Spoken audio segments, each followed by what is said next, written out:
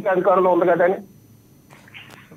Right కింద ఎక్కడో ground లో ఒక్క నిమిషం సార్, గ్రౌండ్ లో ఉన్న సోషల్ మీడియా కార్యకర్త పెట్టేది కదా అని వాడికి పోసాని కృష్ణమూర్తి కంపేర్ చేయలేము సార్, వాడికి రామ్ గోపాల్ వర్మ ఒక డైరెక్టర్ కంపేర్ చేయలేము సార్, వాడికి రోజాకి ముడిపెట్టలేము సార్, వాడికి విజయసాయి రెడ్డికి గేదెలు కాల్చుకునే వాడికి విజయసాయి రెడ్డికి కంపేర్ చేయలేము సార్, లేదా చంద్రబాబు నాయుడు గారికి కంపేర్ చేయలేము సార్. రైట్ తప్పులు ఉంటప్పుడు నిజంగా తెలుగుదేశం సోషల్ మీడియా తప్పు చేసింది, మీరు ఏం యాక్షన్ తీసుకున్నారు? జగన్మోహన్ రెడ్డి గారు ఎందుకు తీసుకోలేదు? జగన్మోహన్ రెడ్డి గారు హయాంలో పోలీసులు చేతగానే కదా, జగన్మోహన్ రెడ్డి గారు హయాంలో పనిచేసిన హోమ్ మినిస్టర్ చేతగానే కదా, జగన్మోహన్ రెడ్డి గారు చీఫ్ మినిస్టర్ గా నేను అన్ఫిట్ అని చెప్పుకోవడమే కదా అతను యాక్షన్ తీసుకోలేకపోతే. రైట్ అక్షర్ సత్య గారు మళ్ళీ వస్తాను, కంక్లూడ్ చేద్దరు కానీ మీరు శాంతి ప్రసాద్ గారితో మాట్లాడదు. శాంతి ప్రసాద్ గారు, అసెంబ్లీకి మేము రాము, అసెంబ్లీలో మాకు ప్రతిపక్ష హోదా కావాలి, ప్రతిపక్ష హోదా ఇవ్వకపోతే మేము వచ్చి ఏం చేయాలి, మా నోర్లు నొక్కుతారు, మా మైకులు కట్ చేస్తారన్న మాటలను ఎలా చూస్తారు? ఇదే జగన్ రెడ్డి బుద్ధి లేకుండా అసెంబ్లీలో ఏం మాట్లాడాడు, ఏం చంద్రబాబు నాయుడు ఏం అట్లా చూస్తున్నావు? మా 150 మంది కూడా ఒక్కసారి గట్టిగా మాట్లాడితే ఏమైపోతావు నువ్వు? అంత మదవెక్కి మాట్లాడావు కదా.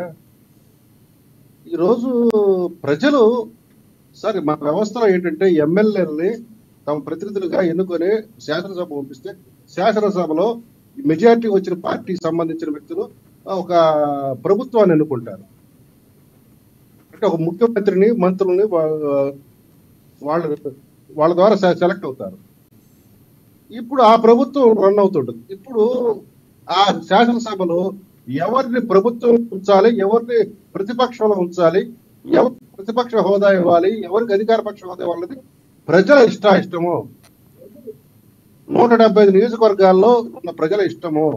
175లో 164 నియోజకవర్గాల ప్రజలు ఈ జగన్ రెడ్డి అనేవాడు ఒక సన్నాసి, అసలు వీడు శాసనసభ పనికిరాడు, వీడు పార్టీ పనికిరాదని తీర్మానం చేసి 164 నియోజకవర్గాల్లో అతని పార్టీ దూరంగా పెట్టారు. కూటమి ప్రభుత్వానికి ఆశీర్వదించారు. ఆ పార్టీలకి 11 నియోజకవర్గాల్లో ప్రజలు జగన్ రెడ్డి పార్టీని ఆదరించారు. ఇప్పుడు ఈ 11 నియోజకవర్గాల ప్రజల యొక్క సమస్యలని కలవెత్తి మాట్లాడాల్సిన బాధ్యత ఆ పార్టీ ఆ ఎమ్మెల్యే ఉందా లేదా? అది ఉంది అనుకుంటే వాళ్ళు వెళ్ళాలి, లేదు అనుకుంటే ఇక అది వాళ్ళ యొక్క విచక్షణ, వాళ్ళ యొక్క విజ్ఞత, ఆ యొక్క నియోజకవర్గాల ప్రజలు ఆలోచించుకోవాలి. ఇటువంటి సన్నాసులు మనం పంపించి మనం తప్పు చేసామా, అసలు వీళ్ళని మళ్ళీ అసలు రీకాల్ చేసుకునే అవకాశం ఈ పార్టీకి రీకాల్ అయ్యేవాళ్ళు లేదు. కాబట్టి అదృష్టవశాత్తు ప్రజాస్వామ్యంలో శాంతి ప్రసాద్ గారు ఎస్ మీరు చెప్పింది ఓకే. మీరు నిన్న బడ్జెట్ ప్రవేశపెట్టారు, ఏదైతే ఆంధ్ర రాష్ట్ర బడ్జెట్ ప్రవేశపెట్టిందో దాంతో మీరు కూటమి ప్రభుత్వం పెట్టిన బడ్జెట్కి మీరు సాటిస్ఫైగా ఉన్నారా? ఒక అడ్వకేట్గా, ఒక పౌరుడిగా. ఉన్న ఆర్థిక పరిస్థితుల్లో ప్రవేశపెట్టింది మెరుగైన బడ్జెటేనండి. రేపటి రాబోయే బడ్జెట్ అప్పుడు ఇంకా మెరుగ్గా ఉంటుంది.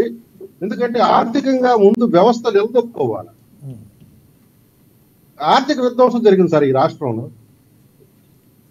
ఉన్న యొక్క కొద్దిపాటి వనరులతోనే మేము ముందుకు నడవాలి. కాబట్టి ప్రస్తుతానికి అడుగులు సభ్యంగా పడినాయి, బలంగా పడటానికి ఇక నుంచి ఆస్కారం ఉంటుంది. అలాగే గతంలో పవన్ కళ్యాణ్ గారు ఏదైతే ఎలక్షన్లకు ముందు 21 సీట్లే తీసుకున్నప్పుడు ఒక హామీ ఇచ్చారు జన సైనికులకి, జనసేన కార్యకర్తలకి, జనసేన నాయకులకి 1/3 మనం తీసుకుంటాము నామినేటెడ్ పదవుల్లో అని. మరి ఈ రోజున పరిస్థితులు అలా కనిపించడం లేదు.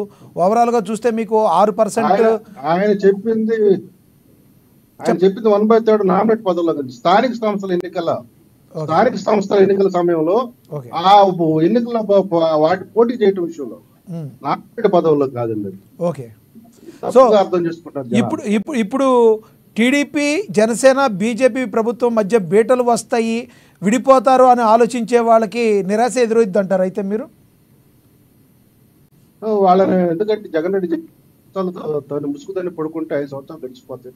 పడుకోమన్న తర్వాత చూసుకుందాం. ఈ లోపే విడిపోయే లేదు, దీనికి బీటలు వచ్చే పరిస్థితి లేదు.